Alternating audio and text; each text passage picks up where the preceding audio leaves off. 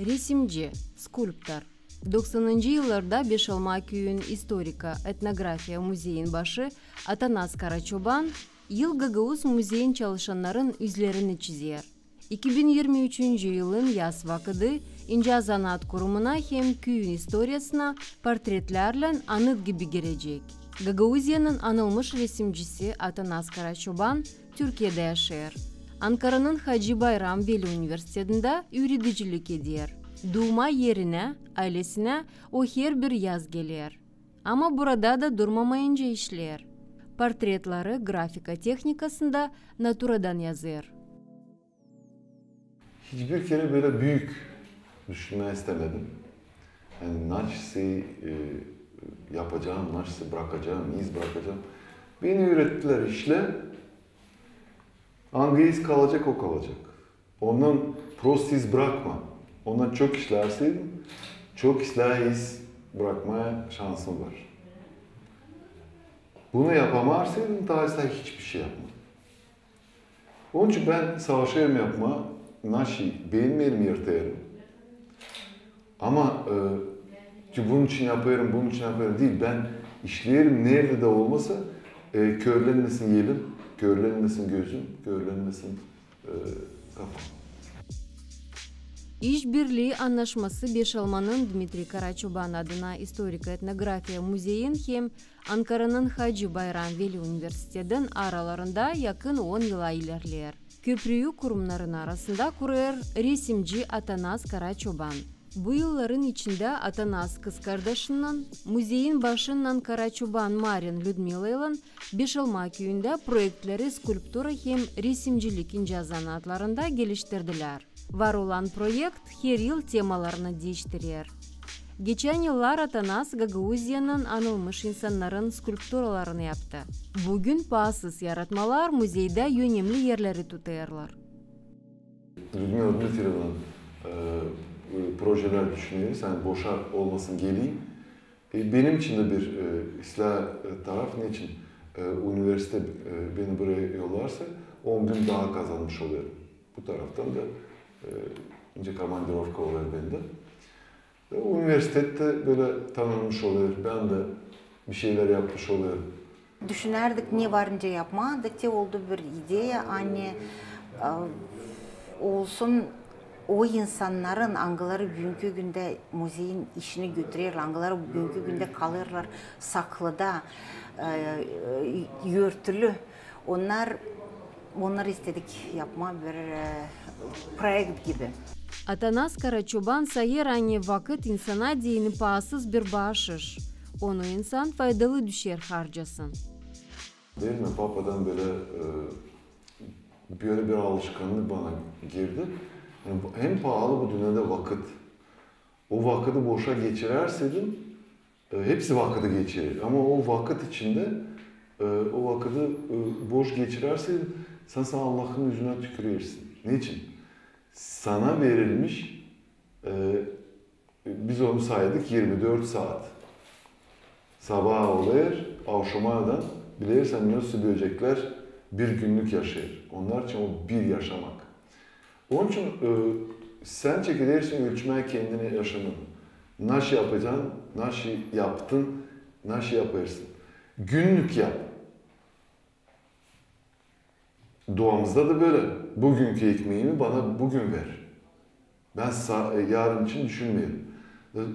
Bir savaşayım hani sonraya bırakmama. Ama hiçbir zaman ben düşünmedim. Sanırım ne Papa düşünerdi bunu, ne başka kimse, ne Moise düşünerdi. Hani nasıl yapayım da beni tanısınlar, beni nesilsinler. Bir kim öyle de adamlar var. Kimse para için yapıyor, kimse tanınmak için yapıyor. Ben solumak için yapıyorum. Ben o uşaklara da, studentlerime de öyle söyledim. Derim, Allah bana bir günlük vereydi insanlara biraz terbiye edeyim. Ben her bir insana ekmeği yutmaya hakkını verecektim. Bir şey yaparsın. Nasıl güzel bir şey yaptın, al sana. Ama diyecek ben maymunum mu, ben hayvanım mı? Maymun hayvanı sen böyle yetiştirirsin, kendin düşünmeyirsen sen niçin bu dünyaya geldin? Sana niçin bir kalp verildi, o kalp yaşamın içinde sende hiçbir ara vermiyor. O nasos, o pompa. Bir akıllı adam derdi. Ben filozof olmaydım. Ben olaydım diğer sadece dvornik. Dışarıları süpüreydim. Ben olacaktım en akıllı dvornik. Niçin? Ben düşüneceydim hani ben bıracığını patlarım değil, ben bütün dünyayı patlarım. Atanas din insanı. Allah'a derinden inanıyor. İşine başlayacağına o ilkin stavrozunu yapar hem dua eder. Atanas sayır hani her bir insana vergi verili. Sadece açıklanacak mı olsa kalacak açılmadık mı insana bağlı. Hepsi Allah'tan çekilir. Ben eski ateist söylerim. Ben dedim açan ailemi kaybettim. Ateistliği de kaybettim. Yürümedim dini, bu dünyada kaldım. Ben hepsini düşünmeye başladım. Ben anladım hani Allah'tan daha arif. Hepsi Allah'tan varınca öğrenirim. Hepsi. Şimdi talant. Şimdi şöyle diyorlar bu talantlı, bu talantsız. Ben düşünüyorum kaç tane uşağım doğdu. Nukalarımı gördüm. Neyse Allah onları görüyor da neyse ona talant vermeyecek. Biz nasıl talant deriz. Bir talant o değil önce bir tohum gibi. İleri öyle düşünerdim. Bir talant birkaç tohumdan oluşan bir mesela karcağız bilirse bir desen gibi. Kimin kulak talantları var. Yetenek diyorlar Türkçe'de. Kulaktan gelen müzika için neler lazım? Sesler var. Herkes kendi sesini çıkartabilmem. Rap'in ne dedi? 1% talant, 99 işçilik. Diyor 99 işçilik ona Kim ne kadar işler? Kimse diyeceğiz Michelangelo bana göre 89 mu ne prosentle işledi. 100% Allah işler. Daha başkaları da. Ama en büyük insanlardan kim ne kadar işledi? Bana gelsin yani Michelangelo, Rodin, o büyük adamlar. Onların talantları daha büyük görünürdi. Yok, onlar çok işlerdi. Amerikans gibi uçuyor demişti. Kimin içinde Allah var? O kendine insan diyebilir. Allah olmayan insan yaratık. O sadece yaratılmış. Ben bunu çok gene de düşündüm. Bir yere dağılır. Nereye gitmesen her yerde. Bu aramızda, orada da o. O kadar her yerde. Onun için benim için o papazın ya da imamın ya da bilmem kimi değil. Benim yaşamamı projekte koymuş hem de bir sürü insanın yaşamasını bu sonsuz, dipsiz dünyada koymuş bir inanılmaz bir fikir. Biz niçin anlayırız hani görüyoruz, biz de ikonalara bakıyoruz. Niçin bize söyledi? Ben sizi kendime göre yaptım. Я создал вас по образу и подобию своему. Öyleyse hem müthiş ne varsa onda biz öğrenelim ama unutma. Ne kadar alçak gönüllü olacaksın Allah'ın önünde, o kadar daha çok Allah senin içinde büyüyecek. O zaman yaptığına şaşacaksın. Atanas söyler hani sanatçılık uğruna yetişmediğini çok işlemeye hem öğrenmeye lazım. Bilgisiz hem de sevgisiz işlerseydin o haltura. Bilgiyle ama sevgisiz işlersin o remeslo. Sanat, zanaat. Sevgiyle ama bilgisiz işlersin ona ne derler? Hobbi. Profesyonellik ne? Hem bilgi hem sevgi. O kolay bir şey değil. O geldi çarptın işte. Onun için lazım işlemedi. Papa'nın çok var ederdi bu. Yani bir düşün. Nasıl o profesyonel? Profesyonelden beklesin. Ne zaman gelecek? Vdохновение mi? İlham mı gelsin? Ulan öğrensin onu çağırma. işlerken açın görev vdahновение bu adam işler, o zaman yaklaşır ona. İşlemezseydin, bekle o zaman ne zaman buluşacağınız.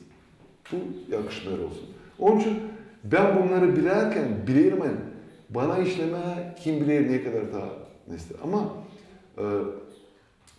doğru mu yanlış mı işledim o da daha gösterecek. Unutmayın. Bundan sonra daha Allah'ın işi, Allah'ın kalburu var. Yani şimdi bak çoğu sanırlar kağıda çıkardım ben poet oldum, ben psateli oldum. Dur. İnsanın altında halk var. Halk da okarsıydı senin kağıdını. Anlayacak yani buna makulatura. Kaç kağıt diyelim atıldı, ateşe de atıldı bilmem ne. Ama kağıdım var isteyen hani beni bilsinler ben pisatel, beni bilsinler ben hudожник, ben bir şey nasıl yaptım. Dur be. Öyle kolaysa o zaman sokakta hepsi bunu yapsın.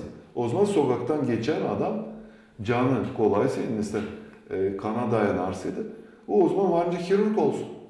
Ben istedim kirurg olma. Dün ne de çoktan güzel sanatlar, ince sanatlar bizde derler. Onlar hirurgiye seviyesinde. Evet, önce nauka. Ki bunu çoğu sanırlar, talant var, bunlar şey. O talant uşağa nice Allah verdi. O uşağı küçüklüğünden de yazmayı öğretirsin. Üret onu, sevdir onu buna da bilene o uşak kendi vakıdına profesörlerden tahisle resim yapacak. Ne kadar derine gireceğim, ne kadar zenginlik işlerken diye bilmeye yetmiyor. Okudum da bildim de sen gördün. Kaçın işte benim yaptıklarım yanımda diyeceğiz çırak verdiler bana. Ben yokken rektör sormuş. Benim çıraklarıma demeyeyim de yardımcılarıma sormuş.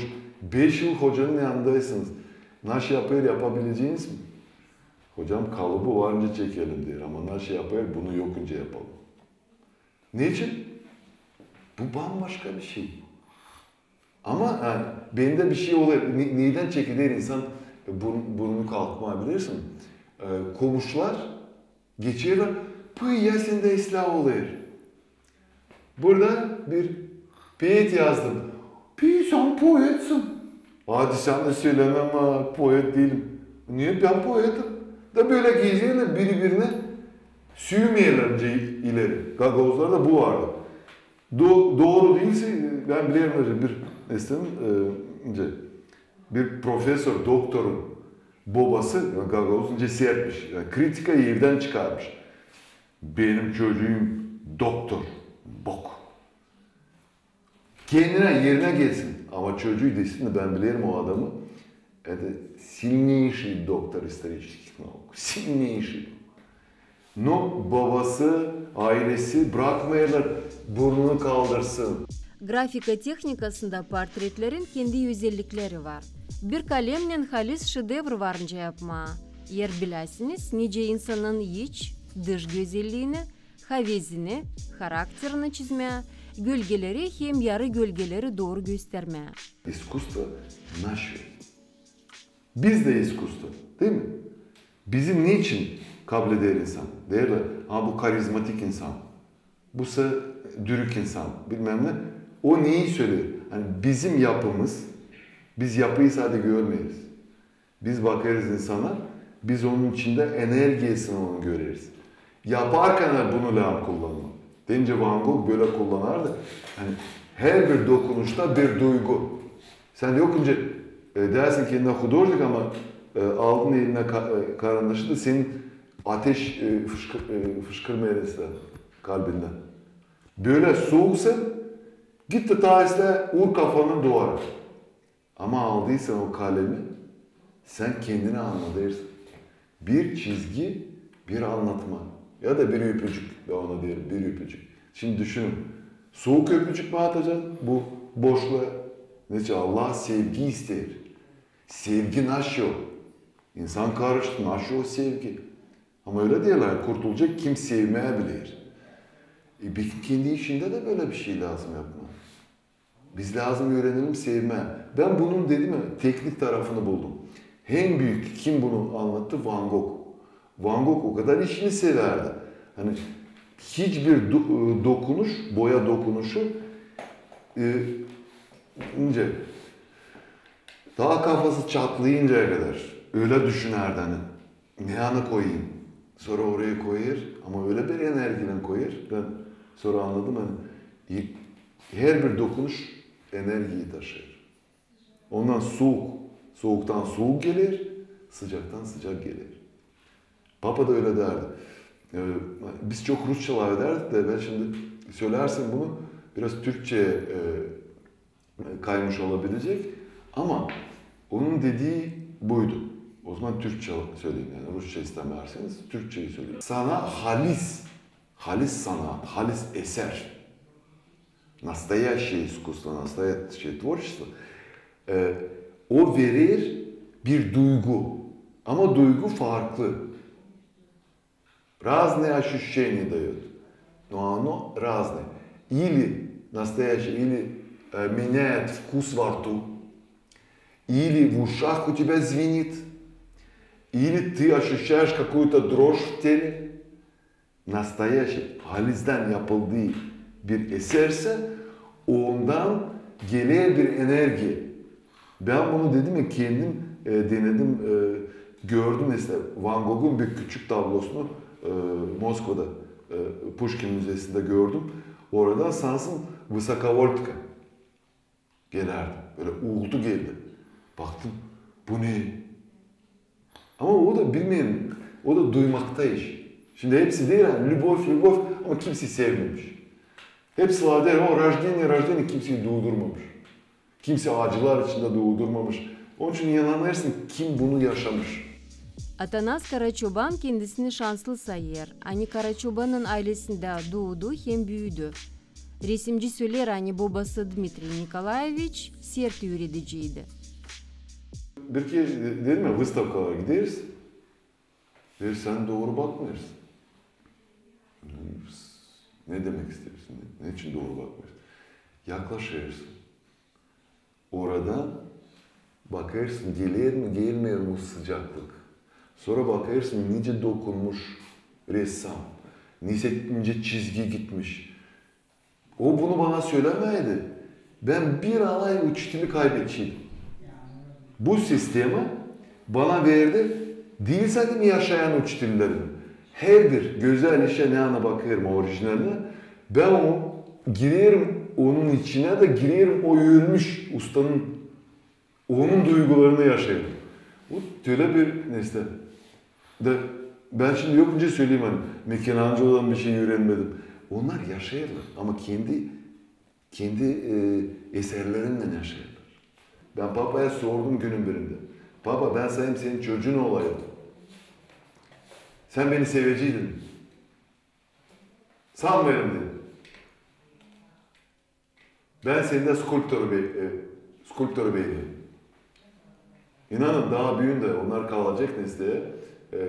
Belki kimse öğrenerseydi Papa'nın bana askerliğe mektupları.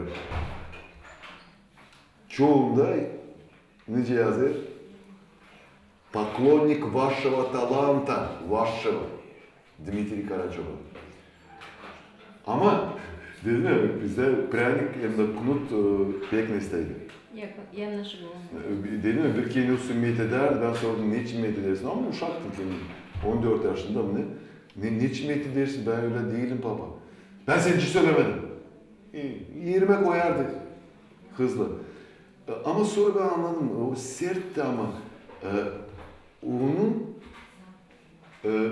gelir vakit ne zaman o duyar hani sen adamsın. Ölmeden derim 3 ay ben onu ölçerim mi ondan sonra 3 ay önce ben getirdiydim yine Damaşniye Rabot'u Kiev'de. Aldı önüme resunakları. Ben de sordum mamın bir şeyler kufnede yapıyor. Hadi gideyim mamın yanına. Bıraktım Papa'yı resunakların, papkaların. Gelirim. Baba nasıl bir şey mi oldu? Nesne mi kesildi? çizme. Bütün yaşamımı ben Papa'dan öğrenirdim.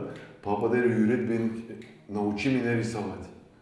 Ben sonra anladım hani, hem büyük atsaydı nasıl vardınca verirsin, buydu. Ama ben anlardım. Diye onun daha öncesi de vardı. O derdi nasıl? Kritikayı kabul et. Kritika, o biz kritikasız değiller yaşayalım. Bu önce anayasa запрет и так далее. O kritik.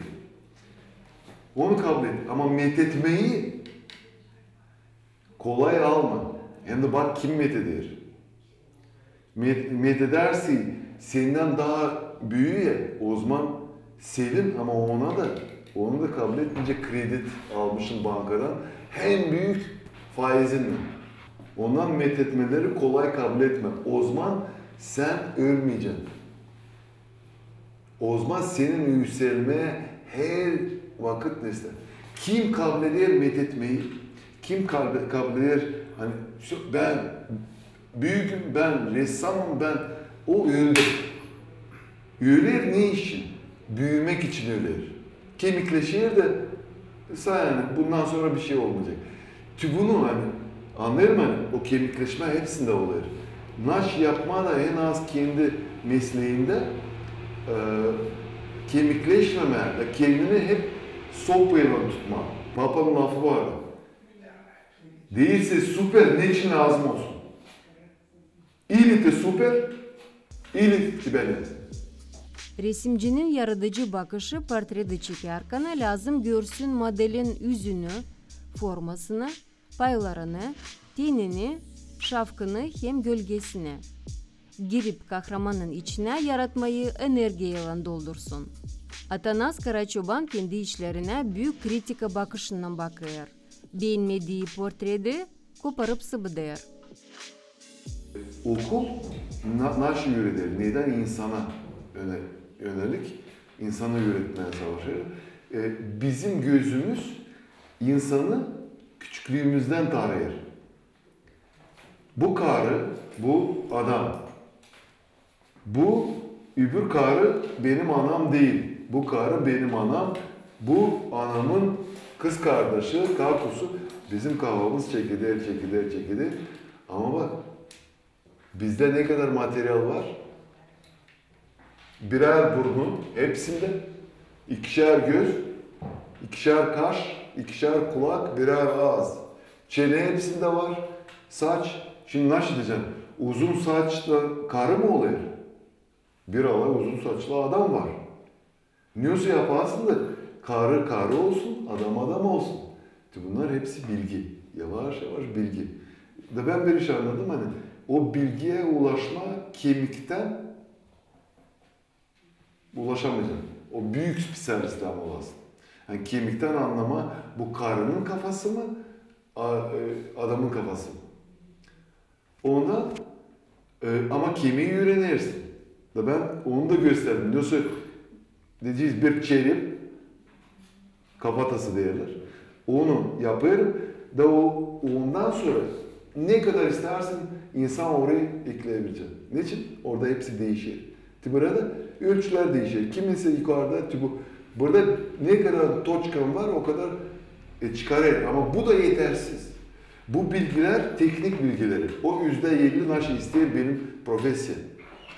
%50 teknik, tencenizde arkitektura. Arkitektura da %50 teknik. Nereye koyacaksın? Tuvalet nerede olacak? Yıkama yerleri nerede olacak? Bunları hepsini architektörler koysun yerlerine. Onun için vdохновение olmuyor. Nasıl düşünsün tuvaletin yerini koyarken? Ulan onu yerleştirsin. Ama sonra bitkide düşünüyor. Nasıl yapayım da olsun произведение. Kimi üretir? Sanmayın. Yalan kim size söyler? Talant. Talantsız Allah yollamayır kimseyi. Hepsinde talant var. Sadece birisi haylaz, birisi o kadar haylaz değil. Birisi de pek işçi. Kim işçi? Ama o işler sadece gözler değil, sadece eller değil, sadece duygular da değil. Orada 3 usta, ben onu da savaştaydım, onun schemasını bulma. 3 usta insanın elinde ne var? Benim. Gözler, fikir, kontrol, hem de yer. Yer benim gördüğümü hem de düşündüğümü kontrol eder ve sonucunu verir. Ama bu remeslenik o zaman. O çıkardır şemayı, schema. Sonra bu gelir. O da yuvarlak, 3 toçkadan geçer böyle yuvarlak. Ona derler teoride sanatçı. Teoride halis sanatçı çıkar.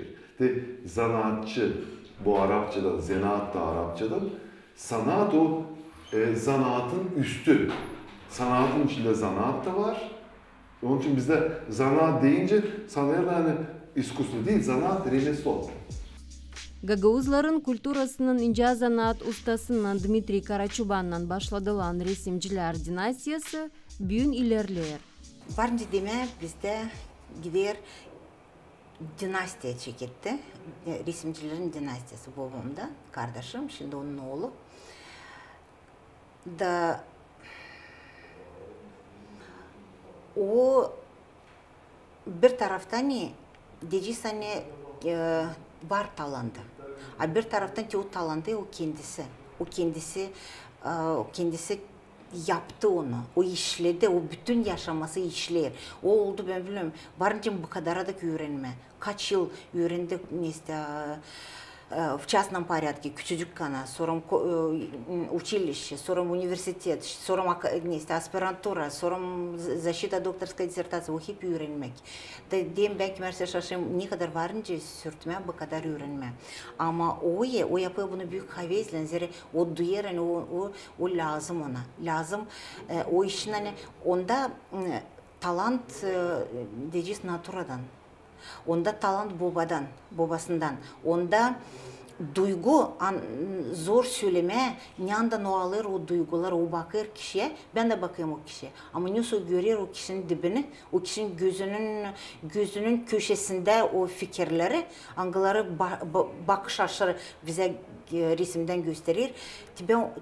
Buna ben bilmiyorum nasıl söyleme, nasıl lafla söyleme bu olayı, o Allah'tan. O sadece Allah'tan. Atanas Karaçoban'ın işleri Gagauzya'da, aşırıda, Türkiye'de bilinerler. O Beşalma'da müzeyin yönünde Dmitri Karaçoban'ın anılmış monumentini, büstünü Komrat'ta şanlı aleyada, Afgan cengin askerlerine anmaktaşın kasabanın merkezinde, anılmış Türkologun, Gagauz yazısının hem kulturasının araştırıcısının Lyudmila Pokrovskaya'nın hem Gagauz Respublikası'nın ilk prezidentinin Stepan Topal'ın büstlerini yaptı.